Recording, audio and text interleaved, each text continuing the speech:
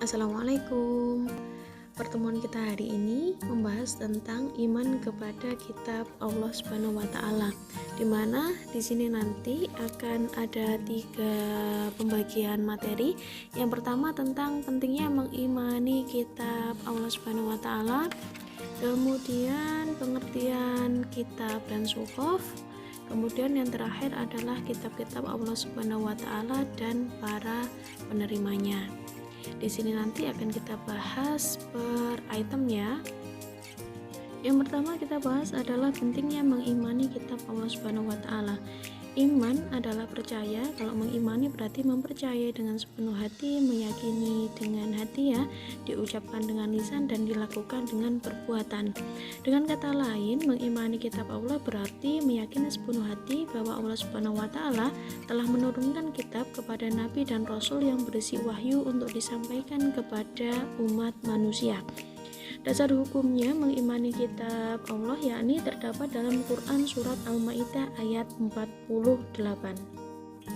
Yang selanjutnya adalah pengertian kitab dan suhuf. Ada beberapa perbedaan dari pengertian tersebut.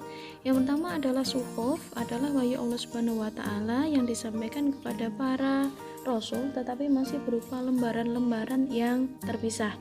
Kemudian suhuf isinya lebih simpel. Kalau kitab wahyu Allah Subhanahu wa taala yang disampaikan kepada para rasul sudah berbentuk buku atau kitab. Isi kitab lebih lengkap jika dibandingkan dengan suhuf.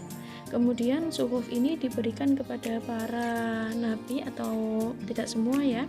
Yang pertama adalah Nabi Adam mendapatkan 10 suhuf, Nabi Sis mendapatkan 50, Nabi Idris mendapatkan 30, Nabi Ibrahim 30 suhuf, sedangkan Nabi Musa mendapatkan 10 suhuf.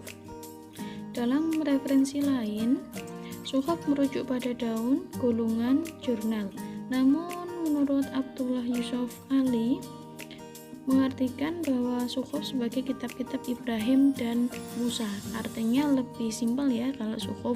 Sedangkan kalau kitab itu sudah berupa buku dan sudah dijilid rapi.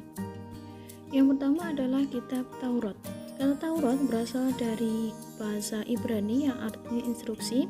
Kitab Taurat adalah salah satu kitab suci yang diwahyukan Allah Subhanahu wa taala kepada Nabi Musa untuk menjadi petunjuk dan bimbingan baginya dan Bani Israel. Isi kitab Taurat ada 10 bagian. Yang pertama adalah hormati dan cintai Allah satu saja. Sebutkan nama Allah dengan hormat, kuduskan hari Tuhan, hari ke-7 atau hari Sabtu. Hormati ibu bapakmu, jangan membunuh, jangan berbuat cabul, jangan mencuri, jangan berdusta, jangan ingin berbuat cabul, jangan ingin memiliki barang orang lain dengan cara yang tidak halal. Ada 10 bagian ya. Zabur dalam bahasa Arab dikenal dengan sebutan mazmur. Jamaknya adalah muzamir. Dalam bahasa Ibrani disebut mizmar, yaitu nyanyian rohani yang dianggap suci. Sebagian ulama menyebutnya mazmur, yaitu salah satu kitab suci yang diturunkan sebelum Al-Quran selain Taurat dan Injil. Secara garis besar, nyanyian rohani yang disenandungkan oleh Nabi Daud alaihissalam dalam kitab Zabur terdiri atas 5 macam.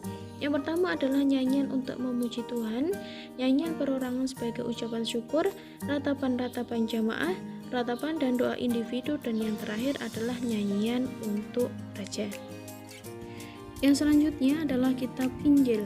Kitab Injil yang asli memuat keterangan-keterangan yang benar dan nyata, yaitu perintah-perintah Allah Subhanahu wa taala agar manusia mengesahkan dan tidak menyekutukannya dengan sesuatu apapun. Ada pula penjelasan bahwa di dalam kitab Injil terdapat keterangan bahwa di akhir zaman akan lahir nabi yang terakhir dan penutup para nabi dan rasul, yaitu bernama Ahmad atau Muhammad sallallahu alaihi wasallam. Hanya saja Injil pun senasib dengan Taurat, yakni sudah mengalami perubahan dan penggantian yang dilakukan oleh tangan manusia.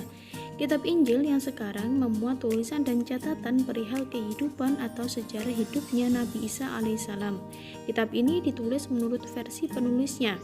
Ada yang Matius, Markus, Lukas, dan Yahya atau Yohana. Mereka adalah bukan dari orang-orang yang dekat dengan masa hidupnya Nabi Isa alaihissalam. Sejarah mencatat sebenarnya masih ada lagi kitab Injil versi Barnaba. Isi dari Injil Barnaba ini sangat berbeda dengan isi kitab Injil keempat macam yang disebutkan di atas tadi. Oke, kitab yang terakhir adalah Al-Quran. Al-Quran diturunkan Allah Subhanahu wa Ta'ala kepada Nabi Muhammad SAW melalui malaikat Jibril. Al-Quran diturunkan tidak sekaligus, melainkan secara berangsur-angsur. Waktu turun Al-Quran selama kurang lebih 23 tahun atau tepatnya 22 tahun, 2 bulan dan 22 hari. Terdiri atas 30 juz, 114 surat, 6.236 ayat, 74.437 kalimat, dan 325.345 huruf. Dasar hukum mengimaninya terdapat dalam Quran Surat Al-Baqarah ayat 2. Nama lain dari Al-Quran diantaranya Al-Huda, Al-Furqan, Asy-Syifa, Al-Dzikr, Al-Kitab. Isi Al-Quran diantaranya tentang akidah atau keimanan, ibadah, akhlak, muamalah, kemudian kisah atau cerita para rasul dan nabi, semangat mengembangkan ilmu pengetahuan. Adapun keistimewaan kitab suci Al-Quran adalah sebagai berikut. Yang pertama, sebagai petunjuk dan rahmat bagi orang-orang yang beriman dan bertakwa. Sebagai informasi kepada setiap umat bahwa Nabi dan Rasul terdahulu mempunyai syariat atau aturan dan caranya masing-masing dalam menyembah Allah Subhanahu wa Ta'ala. Al-Quran sebagai kitab suci terakhir dan terjamin keasliannya. Itu diantara keistimewaan, ya, masih banyak lagi ada keistimewaan lain dari Al-Quran sendiri. Allah menurunkan 4 kitab dari Zabur, Taurat, Injil. Yang terakhir adalah Al-Quran. Al-Quran adalah sebagai penyempurna dari kitab-kitab terdahulu. Penyempurna bukan berarti kitab yang dahulu itu ajarannya jelek, tidak, tapi Al-Quran adalah sebagai penyempurna. Artinya apa? Kitab terdahulu belum sempurna, akhirnya Allah menciptakanlah Al-Quran yang lebih sempurna. Penerapan mulia dalam iman kepada kitab Allah dapat kita tarik kesimpulan, ya. Yang pertama, meyakini bahwa kitab-kitab suci sebelum Al-Quran datang dari Allah Subhanahu wa Ta'ala, tetapi akhirnya tidak murni lagi sebab dicampur adukan dengan ide-ide manusia di zamannya.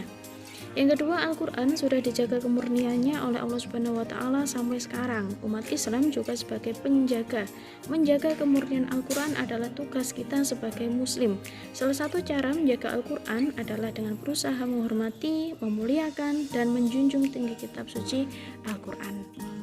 Kesimpulan dari pelajaran tadi adalah umat Islam wajib mengimani kitab-kitab Allah Subhanahu wa Ta'ala, baik Al-Quran maupun kitab-kitab sebelumnya. Kitab Taurat diturunkan kepada Nabi Musa, berisi tentang 10 perintah. Kemudian kitab Zabur diwahyukan Allah Subhanahu wa Ta'ala kepada Nabi Daud alaihissalam, berisi tentang dzikir, nasihat, dan hikmah. Tidak memuat syariat karena diperintahkan oleh Allah Subhanahu wa Ta'ala untuk mengikuti syariat Nabi Musa. Kemudian kitab Injil diturunkan kepada Nabi Isa alaihissalam, memuat perintah agar manusia mengesahkan Allah Subhanahu wa Ta'ala dan tidak menyekutukan. Juga menjelaskan bahwa di akhir zaman akan lahir nabi yang terakhir, yaitu Ahmad atau Muhammad. Yang terakhir adalah Al-Quran, adalah kitab suci yang diturunkan kepada Nabi Muhammad SAW sebagai penyempurna kitab-kitab sebelumnya. Al-Quran terdiri atas 30 juz, 114 surat, dan kurang lebih 6.236 ayat, 74.437 kalimat, dan 325.347 huruf. Di antara keutamaan Al-Quran adalah tersedia pahala bagi pembacanya. Sekian materi kita kali ini tentang iman kepada kitab Allah Subhanahu wa Ta'ala. Tetap belajar di rumah, jaga kesehatan. Assalamualaikum warahmatullahi wabarakatuh.